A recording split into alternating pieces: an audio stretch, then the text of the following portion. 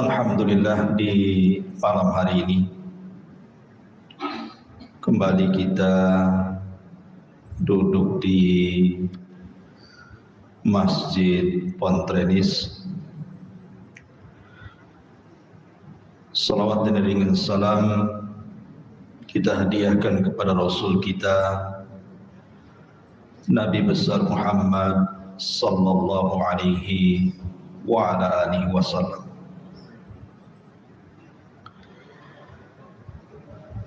Ma'asyiral muslimin yang dimuliakan Allah Subhanahu wa taala, melanjutkan sedikit pembahasan kemarin tentang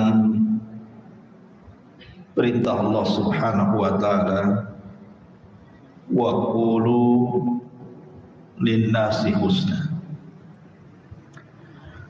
Ucapkanlah kepada manusia itu ucapan yang santun,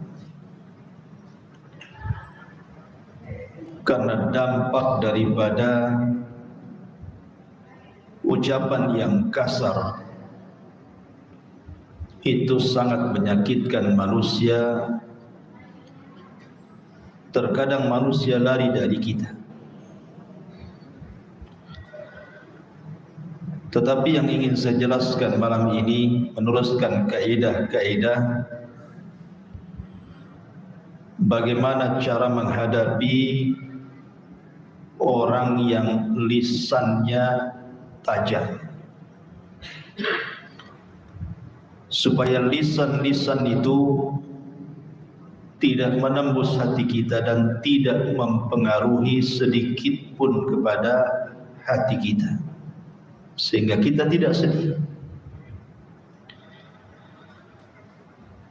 Karena sering saya katakan betapa banyak gara-gara ucapan orang membuat kita sakit, bahkan mati pelan-pelan, bahkan merasa hidup malu di hadapan manusia, dan terkadang menaruh dendam. Ma'asyiral muslimin yang dimuliakan Allah Azza wa Jalla, ada 3 perkara yang tidak mungkin lepas dari kita semua. Pertama, la rahata fid dunya. Tidak mungkin orang itu beristirahat di dunia. Yang kedua, wala salamata minan nas. Tidak mungkin orang itu selamat dari ucapan manusia. Dan yang ketiga, wala najata minan maut. Tidak mungkin orang selamat dari kematian. Manusia tidak mungkin istirahat di bumi, karena bumi bukan untuk beristirahat. Bumi itu tempat bala ujian, dan tidak ada orang yang selamat dari lisan manusia.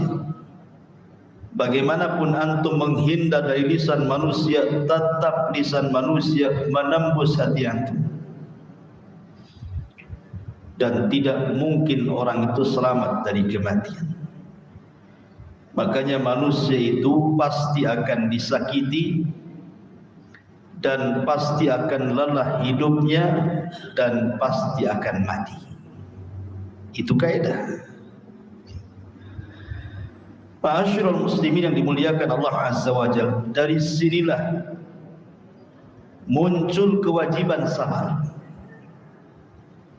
Sabar dan beriman dengan takdir Allah Subhanahu wa taala. Makanya Allah Subhanahu wa taala berfirman, ma asaba min musibatin fid dunya wala fi anfusikum illa fi kitabin min qabli an nabra'aha inna dzalika 'ala Allahi yasir likai la ta'sau 'ala ma fatakum wa la tafrahu bima atakum. Kata Allah Subhanahu wa taala berfirman, tidaklah musibah yang menimpa kalian di bumi, tidak juga musibah yang menimpa kalian, kecuali semua sudah dicatat di Lauhul Mahfuz sebelum terwujud musibah itu. Dan bagi Allah itu mudah. Kenapa?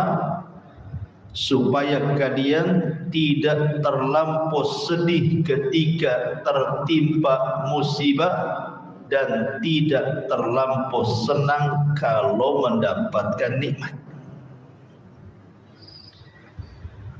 Kalau orang yakin dengan qada dan qadar, maka apabila antum mendapatkan musibah, disakiti manusia, disakiti lisan manusia, maka kesedihan itu tidak akan berlalu. Kenapa? Karena sebelum orang itu bicara kepada kita, memang sudah ditulis dia akan bicara seperti itu di Lauhul Mahfuz.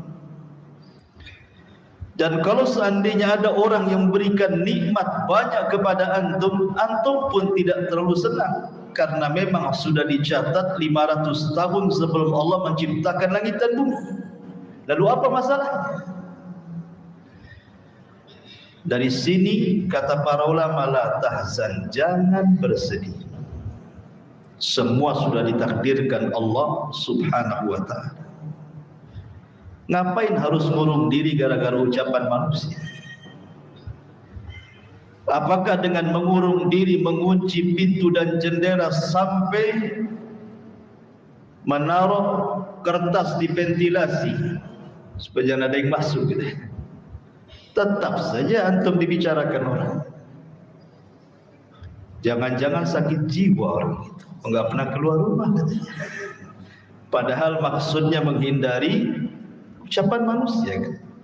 Tetap saja manusia mengatakan gila. Ada orang yang ingin supaya manusia tidak berbicara kepadanya dengan pembicaraan yang buruk, sehingga dia berusaha untuk tersenyum. Ada juga yang mengatakan jangan-jangan dia gila, senyum. Orang senyum aja dibilang gila ya. Atau umpamanya dia berusaha untuk seimbang, kadang-kadang bercanda, kadang-kadang serius. Itu saja dibicarakan orang. Apalah orang ini? Kenapa dengan dia? Senyum-senyum, ada maksud apa ini? Tidak ada orang yang selamat dari ucapan manusia. Tidak ada yang selamat. Sebaik apapun antum, sebaik apapun ukti yang ada di atas, tetap saja ada orang yang nyinyir bahasa kita, tidak suka dengan kita. Karena mencari keridhaan manusia itu ghayatun la tuhsa, mustahil. Ada orang yang senang, ada orang yang tidak senang. Makanya ma'asyiral muslimin yang dimuliakan Allah Azza wa Jalla, ambillah kenikmatan di surga. Kenapa orang-orang di surga itu merasa nikmat? Kenapa? Karena Allah Subhanahu wa taala berfirman, wa naza'na ma fi sudurihim min ghillin ikhwan.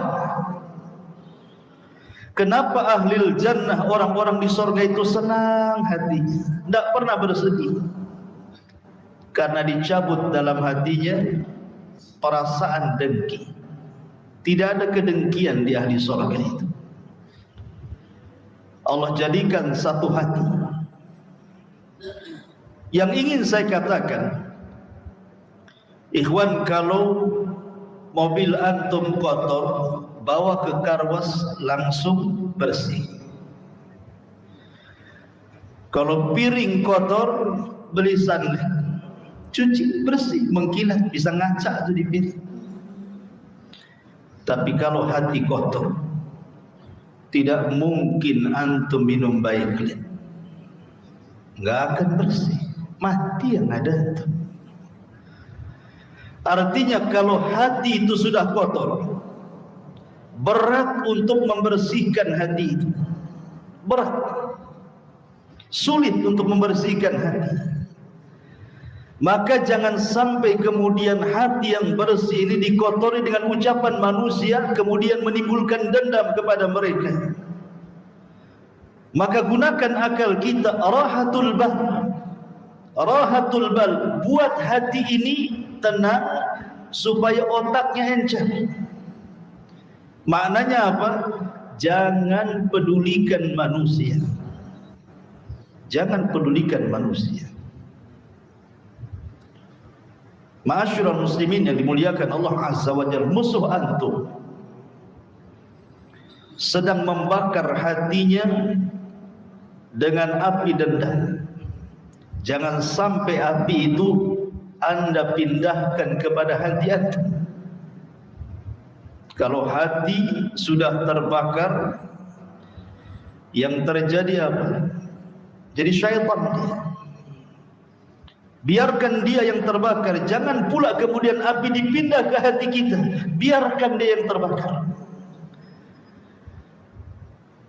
Karena 90% menurut ahli kesehatan, penyakit itu datang karena kotornya hati. Banyak masalah, banyak pikiran, bukan dari faktor makanan.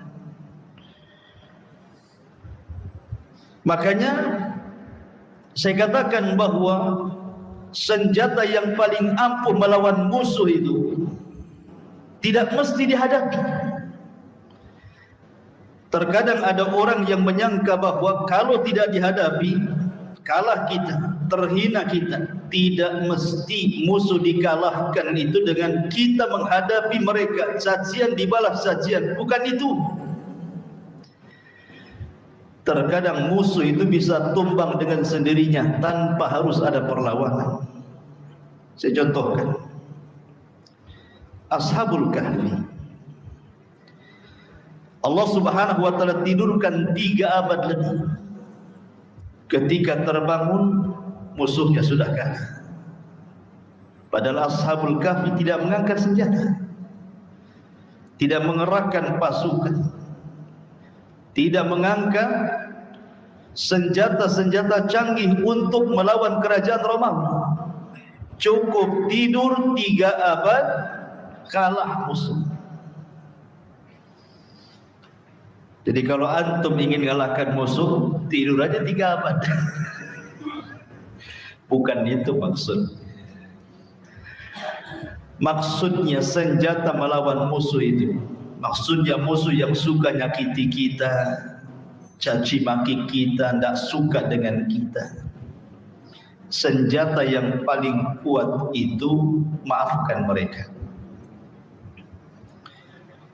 Kenapa Nabi SAW tidak pernah membalas cacian makian Abi Lahab, cacian makian Abi Jahal, cacian makian musuh-musuh dakwah di zaman itu? Karena itu bukan tujuan Rasul diutus, bukan. Tujuan Rasul diutus itu untuk mendakwahkan tauhid, sehingga Nabi SAW menganggap lalu ucapan musuh-musuhnya. Karena itu bukan hadap kita, bukan tujuan antum hidup, bukan itu.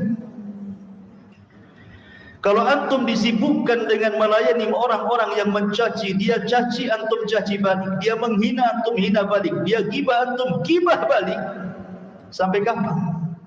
Usia antum terus berjalan, orang yang mencaci maki tak habis-habis. Apa antum habiskan kehidupan hanya untuk melayani orang yang mencaci maki? Maafkan mereka. Ya, memang berat. Abu Bakar Siddiq radhiyallahu anhu berat memaafkan Mistah gara-gara menuduh putrinya berzina dengan Safwan. Setelah turun ayat bahwa putrinya tidak berzina, padahal Mistah itu saudaranya, kerabatnya, sampai berjanji untuk memutuskan nafkahnya. Tapi turun ayat, wal yasfahu, hendaklah lebarkan dadamu wahai Muhammad, maafkan Mistah, semoga Allah mengampuni dosaku. Baru Abu Bakar memaafkan Mistah. Berat kan memaafkan itu? Setingkat Abu Bakar saja berat. Kalau memang kita tidak bisa memaafkan karena terlampau berat, lisannya itu setajam silet cutter gitu, silet cutter. Saya nggak bisa Ustaz maafkan dia. Nengok mukanya dia kayak setan. Nggak mau saya. Lewat depan rumahnya saya ke rumah antum, malas saya. Kalau antum tidak bisa memaafkan, minimal lupakan. Anggap antum tidak kenal. Kenal siapa? Tidak kenal. Kan tetangga antum, dah tahu enggak kenal. Selesailah antum kan. Pura-pura enggak kenal. Cuek, ya, lupakan kesalahan orang. Antum enggak bisa memaafkan. Lupakan saja. Kalau perlu pindah rumah, tidak ada masalah. Jangan sampai kemudian hati kita disibukkan dengan ucapan mereka. Masalahnya sayang hati kita ini, karena hati kalau sudah kotor, saya katakan susah dibersihkan. Masalahnya susah dibersihkan hati kotor itu, sehingga kemudian perasaan ingin membalas itu ada terus. Rugi kalau hati disibukkan dengan perkara orang yang menghina kita. Dan kalau kita membalas, maka tidak ada beda antum dengan dia. Apa bedanya antum dengan dia? Dia tidak punya akhlak, antum pun tidak punya akhlak. Ma'asyiral muslimin yang dimuliakan Allah Subhanahu wa taala. Oleh karena itulah kemarin saya sudah singgung bagaimana caranya. Yang pertama,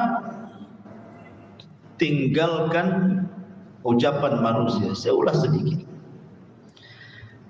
Tinggalkan ucapan manusia, biarkan mereka bicara. Karena sejak Adam diciptakan, manusia sudah bicara. Dan antum tidak bisa menghentikan manusia bicara. Bisa antum menghentikan manusia bicara? Tidak bisa. Manusia akan tetap bicara. Orang yang dibayar saja untuk tidak bicara, bisa bicara dia. Apalagi tidak bisa dibayar. Oleh karena itulah maka biarkan ucapan manusia, jangan dipedulikan. Karena orang yang lebih afdal dibandingkan kita saja dibicarakan manusia. Orang yang lebih afdal jauh dibandingkan kita, manusia membicarakan keburukan tentangnya. Siapa yang lebih afdal dari Nabi SAW? Siapa? Tidak ada. Tidak ada manusia yang lebih mulia di kolong langit ini melebihi Nabi SAW. Apa karena kemuliaannya manusia tidak berani bicara tentang Rasul? Tidak. Bahkan Rasul orang yang paling dicaci maki. Dikatakan gila, dikatakan tukang sihir, tukang tenun, perangkai syair, pemecah belah, macam-macam. Tapi Nabi SAW tidak membalaskan. Orang yang mengatakan gila, tidak dibalik engkau yang gila. Orang yang mengatakan tukang sihir, tidak dibalik bahwa anda yang dukun. Tidak. Walaupun boleh sebenarnya, boleh-boleh saja antum membalas cacian makian orang lain, tapi sebatas makian dia saja. Kalau dia mengatakan kepada antum buaya, antum katakan antum yang buaya. Tidak perlu ditambah darah. Karena dia ngomong buaya saja, jangan ditambah-tambah. Karena fajazaa'us sayyi'ah sayyi'atun mithluha. Balasan orang yang berbuat jahat itu balas dengan kejahatan yang sama. Jangan lebih. Boleh sebenarnya, tetapi memaafkan jauh lebih baik lagi. Ma'asyiral muslimin yang dimuliakan Allah Azza wa Jalla, kalau orang semulia Rasul tidak lepas dari ucapan manusia. Tiba-tiba antum ingin lepas dari ucapan manusia, mustahil. Bahkan ada yang jauh lebih mulia dibandingkan Nabi SAW. Allah Subhanahu wa ta'ala yang menciptakan makhluk tidak lepas dari cacian manusia. Allah dikatakan memiliki keturunan, memiliki pasangan, sehingga Allah turunkan ayat lam yalid wa lam yulad. Allah dikatakan satu di antara tiga Tuhan, sehingga Allah katakan lu'inal ladzina kafaru. Sungguh Allah melaknat orang-orang kafir yang mengatakan apa? Innallaha tsalitsu tsalatsa. Allah itu satu di antara tiga Tuhan. Bahkan ada yang mengatakan innallaha fakir. Allah itu fakir. Wa nahnu aghniya, kami yang kaya. Bayangkan, Allah Subhanahu wa taala jadi sasaran makhluk yang diciptakan. Dan kalau Allah jadi sasaran makhluk yang diciptakannya, apalagi antum? Siapa antum? Nabi bukan, wali ya wali murid. Ma'asyiral muslimin yang dimuliakan Allah Azza wa Jalla, maka biarkan ucapan manusia, biarkan manusia bicara. Karena manusia bicara itu hanya sebatas keperluan saja dia bicara kepada kita. Nanti ada bosannya itu. Kalau sudah sariawan berhenti itu. Ma'asyiral muslimin yang dimuliakan Allah Azza wa Jalla. Yang kedua, berjalanlah dengan takdir Allah. Saya katakan berjalan dengan takdir Allah karena ucapan manusia tidak mengurangi takdir antum. Ingat, sebagaimana Allah Subhanahu wa taala kalau sudah mentakdirkan antum kaya, satu dunia memiskinkan tidak bisa. Kalau Allah takdirkan antum miskin, satu dunia mau memberikan kekayaan kepada anda tidak pun bisa. Kalau manusia menghina kita supaya rendah di hadapan manusia, tapi Allah hendak kita mulia, tidak mungkin rendah. Kalau manusia hendak memuliakan kita sementara Allah sudah merendahkan kita, tidak ada yang bisa mengangkat derajat kita.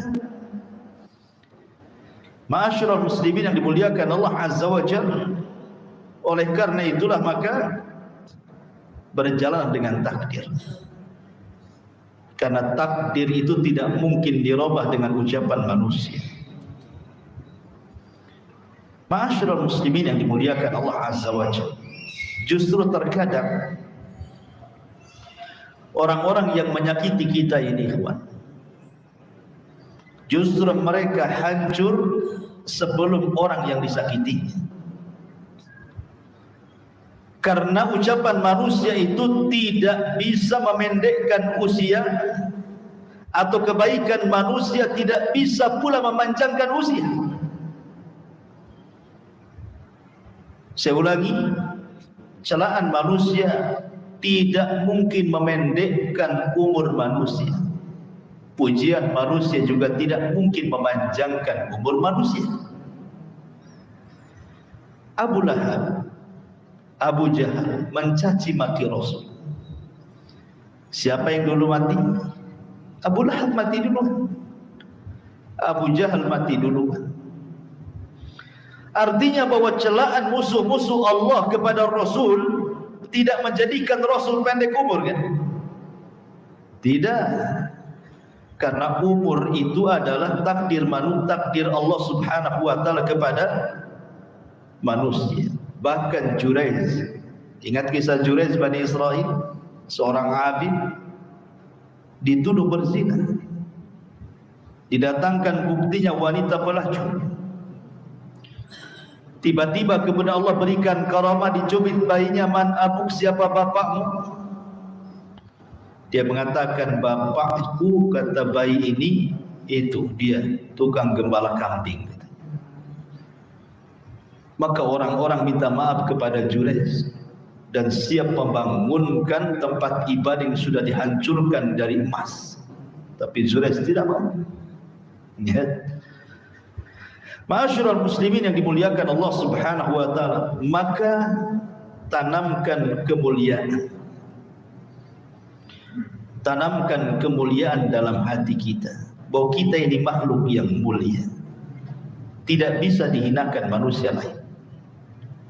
Satu dunia menghinakan antum tetap, karena kemuliaan itu bukan dibangun dengan harta, bukan dibangun dengan pangkat dan jabatan, bukan dibangun dengan pujaan dan pujian manusia.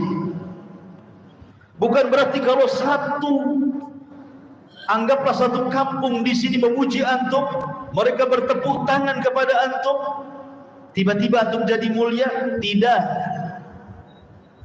Karena terkadang tangan-tangan yang menepukkan itu terkadang meletakkan di muka mereka ketika antum terhina. Maknanya bahwa kemuliaan itu datang dari Allah. Maka apabila ada orang yang menghina kita, sandarkan hati kita kepada Allah. Insyaallah Allah Subhanahu wa taala akan menjaga kemuliaan kita. In tansurullaha yansurkum.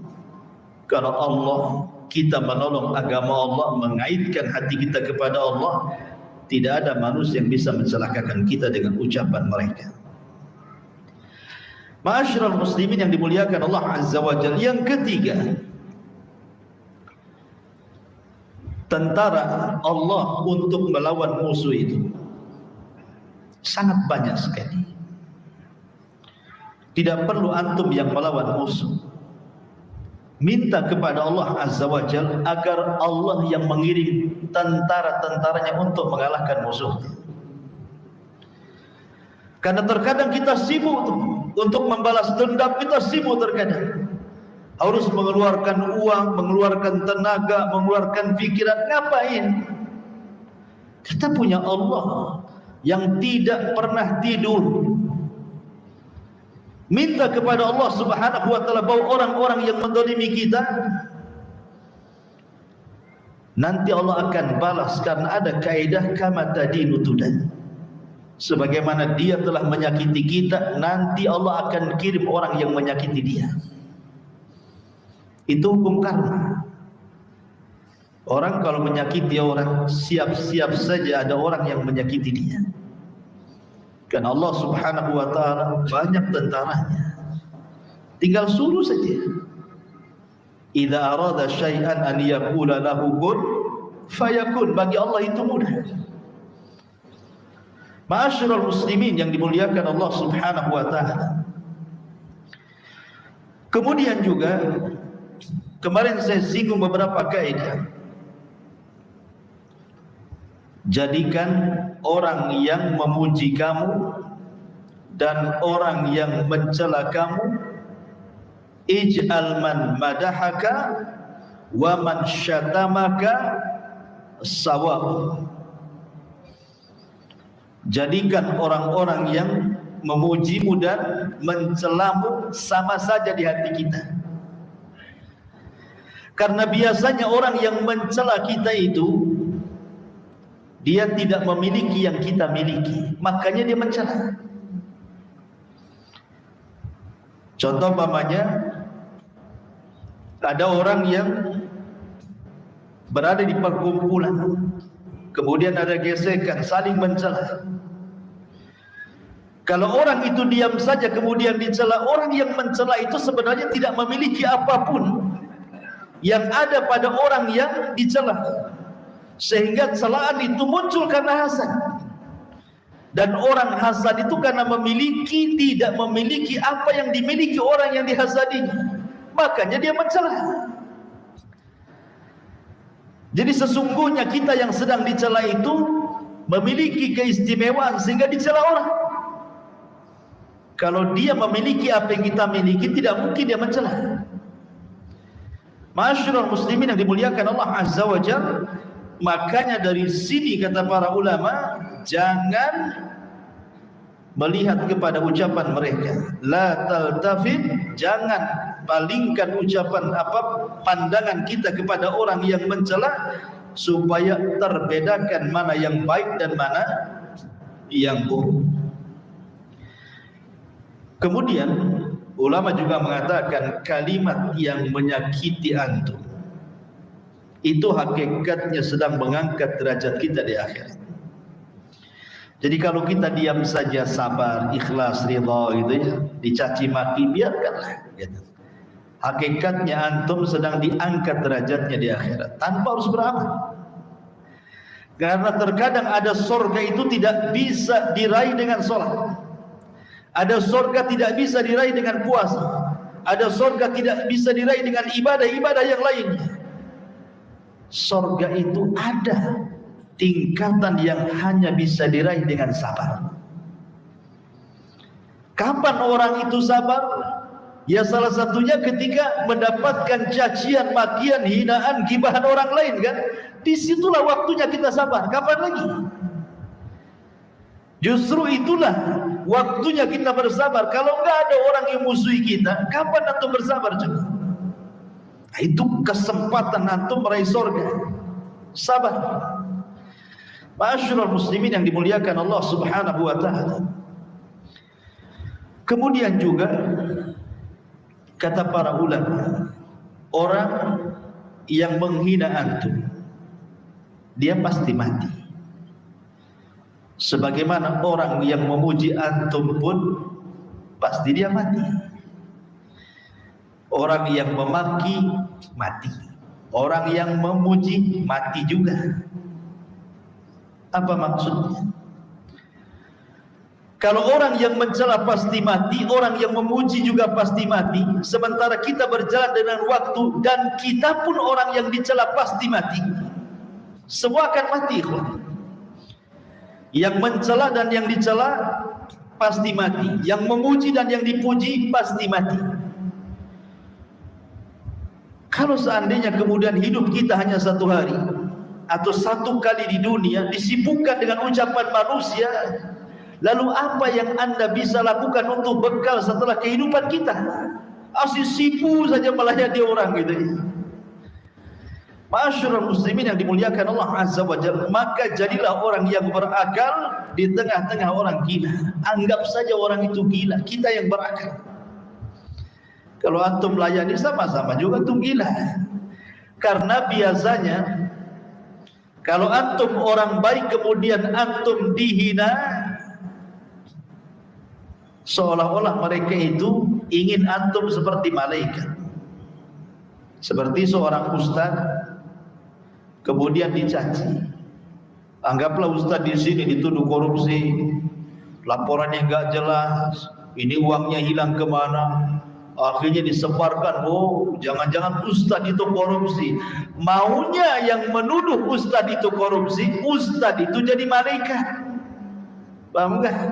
Sementara dia tidak sadar bahwa yang ngomong itu adalah iblis. Orang ingin supaya jadi malaikat, dia pula jadi iblis. Gimana ceritanya? Gitu ya. Ma'asyiral muslimin yang dimuliakan Allah Azza wa Jalla, harusnya didahulukan dengan nasihat, tidak langsung tuduhan kan gitu. Ini suara apa ini yang ini? Bukan suara azan kan? Suara orang jual putu ya. Masya Allah, masih ada orang jual putu. Ma'asyiral muslimin yang dimuliakan Allah Azza wa Jalla, intinya bahwa tenangkan hati saat ada orang yang mencela. Rahatul bah, tenangkan pikiran, tenangkan hati, karena memang orang yang mencela kita itu supaya kita tidak tenang hakikatnya sebenarnya. Kenapa dia mencela kita? Supaya hati kita tidak tenang. Hati kita dibuat tidak tenang kan? Siapa yang tidak sakit orang kalau dihina coba? Siapa yang tidak sakit kalau orang dicaci, dimaki? Pasti sakit ya. Artinya orang yang mencaci kita itu supaya kita tidak tenang hidupnya sebenarnya. Kalau kita sudah tahu bahwa tujuan orang yang mencaci itu supaya kita tidak tenang, kita sudah tahu, maka tenangkan hati. Ma'asyiral muslimin yang dimuliakan Allah Subhanahu wa taala, ada sebuah kisah yang menarik. Ma'asyiral muslimin yang dimuliakan Allah Subhanahu wa taala, terkadang tidak semua ucapan itu, maksudnya ucapan Tidak semua ucapan yang menyakiti itu mesti ucapan jahat, tidak. Terkadang ada orang niatnya baik, ikhwan, tetapi karena ucapannya menyelisihi syariat, terkadang kita tidak suka. Ada ulama salaf namanya Ibnu Uqail rahimahullah ta'ala. Itu punya anak meninggal dunia, dan itu anak satu-satunya, si mata wayang. Otomatis ini sedih sekali kan, karena anak satu-satunya laki-laki meninggal pula. Orang-orang datang kepada Ibnu Uqail kononnya untuk menenangkan hatinya, menemper rasa sedihnya. Sambil berteriak orang-orang itu mengatakan, "Ya Rabb, apa kau tidak kasihan dengan orang tua ini? Kenapa kau cabut nyawa anak? Cabut saja nyawa kami." Kan tujuannya bagus tuh, supaya ada yang mendorong kan gitu, supaya tidak sedih. Kenapa mesti dia yang mati? Kasihanlah itu syekh kami sudah tua. Biar kami saja murid-muridnya yang mati. Maka Ibnu Uqail mengatakan, "Uskutu, diam kalian. Al-Quran itu turun bukan untuk yang kalian lakukan seperti ini, tapi Al-Quran itu turun untuk menenangkan di saat orang kena musibah." Kemudian dia membaca ayat, "Alladzina idza asabatkum musibah qalu inna lillahi wa inna ilaihi raji'un." Apabila seseorang mendapatkan musibah, katakan semua datang dari Allah dan kembali kepada Allah. Dari sini menunjukkan bahwa kalau seandainya antum disakiti manusia, ada ucapan-ucapan yang mungkin kurang enak didengar bagi telinga kita, katakan inna lillahi wa inna ilaihi raji'un, gitulah maksudnya. Semua datang dari Allah. Boleh jadi Allah menghendaki dalam catatannya itu dia akan mencaci maki kita. Saya serahkan semua kepada Allah Subhanahu wa ta'ala. Karena setiap orang yang mendolimi kita, ikhwan, pasti ada balasannya. Pernah saya ceritakan kepada antum seorang preman yang mencaci maki nelayan, berakhir dengan mengambil ikannya. Tiba-tiba kemudian ikan itu hidup dan menggigit salah satu jarinya. Padahal ikannya sudah mati, Allah buat hidup. Awal digigit biasa-biasa saja, dibawa pulang ikan itu, dimasak, dimakan dengan lahapnya sampai habis. Rupanya bekas gigitan itu menjadikan sakit yang tidak tahu rasa sakitnya kecuali Allah, menjerit di malam hari. Kemudian keesokan harinya dia datang ke tabib. Kata tabib, ikan di dalam badanmu itu ada virus yang sudah menjalar ke telapak tangan. Telapak tanganmu harus diamputasi. Kalau tidak, menjalar ke sikut. Kalau tidak, menjalar ke semua tanganmu. Kalau tidak, menjalar ke jantung. Kau akan mati. Terpaksa dipotong segini. Disangkanya akan sembuh tuh. Rupanya kemudian tidak sembuh juga.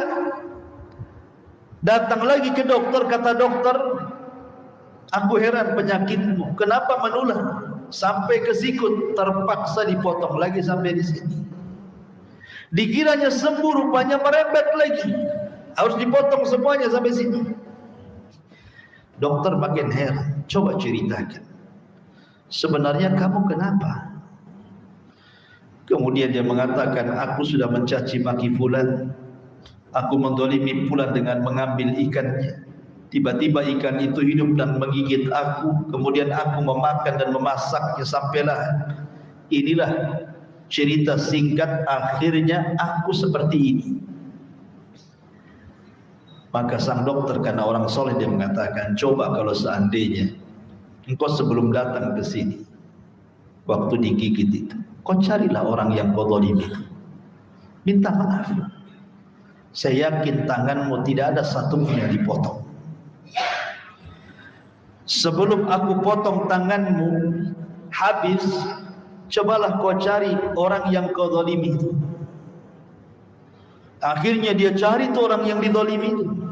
Setelah ketemu, dia mengatakan, ya fulan samihni ya fulan, tolong maafkan aku wahai fulan, tolong maafkan aku. Kemudian orang ini heran, kenapa datang-datang minta maaf, sudah tidak dikenal lagi itu. Kemudian dia menceritakan bahwa aku yang mencaci makimu, saya mengambil mencuri ikanmu, kemudian begini-begini sampai tanganku dipotong, tolong maafkan aku.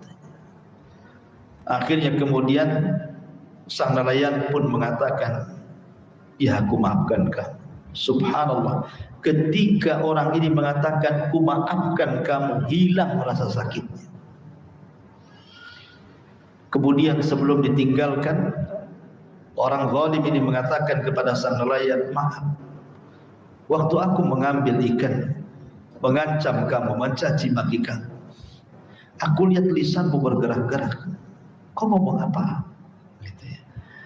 Maka dia mengatakan, aku tidak bicara apapun kecuali hanya satu kalimat, ya Allah, orang di depanku kuat, sementara aku lemah, tampakkan kekuatan. Hanya itu saja. Akhirnya dia pun menangis, berjalan. Setiap ada perkumpulan orang, dia kasih tahu tangannya yang sudah dipotong sampai di sini. Apa kata dia? Man ra'ani fala yadlim minhu ahad. Siapapun yang melihat aku, jangan berbuat zalim sedikit pun. Datang dia ke pasar, dia tunjukkan tangannya, man ra'ani falam yadlim minhu ahad. Siapapun yang melihat aku, jangan coba-coba berbuat zalim pada siapapun, nasibnya sama dengan aku. Dan begitulah ma'asyiral muslimin yang dimuliakan Allah Azza wa Jalla. Jadi ini sebagai ketenangan bahwa siapapun yang menzalimi kita, mencaci maki kita, pasti ada balasannya. Tenang hati kita. Katakan seperti orang awam, Allah tidak tidur. Karena Allah yang mengatakan, wala yahsabannallaha ghafilan amma ya'malu zalimun. Apakah kau kira Allah itu lalai terhadap orang-orang yang berbuat zalim? Tidak, Allah tidak akan pernah lalai. Terkadang Allah biarkan sesaat, kemudian Allah akan adab di dunia sebelum akhirat. Karena Rasul yang mengatakan, dua dosa yang akan disegerakan azabnya di dunia sebelum akhirat, salah satunya kezaliman. Dan mencaci maki bagian daripada kezaliman. Kalau kita paham dalil-dalil ini ikhwan, karena cerita ini juga dikisahkan Imam Zahabi dalam kitab Al-Kabair. Kisah yang tadi saya ceritakan itu adalah kisah yang dicantumkan oleh Imam Zahabi dalam kitabnya Al-Kabair. Maka kalau kita paham bahwa setiap orang yang membicarakan kita akan ada balasannya, sehingga tidak perlu dibalas, nanti ada balasannya, gitu maksudnya. Maka tenang, tidak sakit hati kita. Wallahu alam bisawab. Walaupun ini hanya teori ikhwan, tetapi ya bisalah untuk kita amalkan. Jangankan antum, kalau anda saja dicaci sakit juga. Tapi kan teori ya, mudah-mudahan saling tanasum menasihati. Dengan seperti ini kita lebih mawas diri, lebih lapang dada, lebih menerima. Ya, silahkan caci maki saya, setelah dicaci sakit juga rumahnya. Gitu. Makanya perlu saling menasihati. Subhanahu wa bihamdika asyhadu an la ilaha illa anta astaghfiruka wa atubu ilaik. Assalamualaikum warahmatullahi wabarakatuh.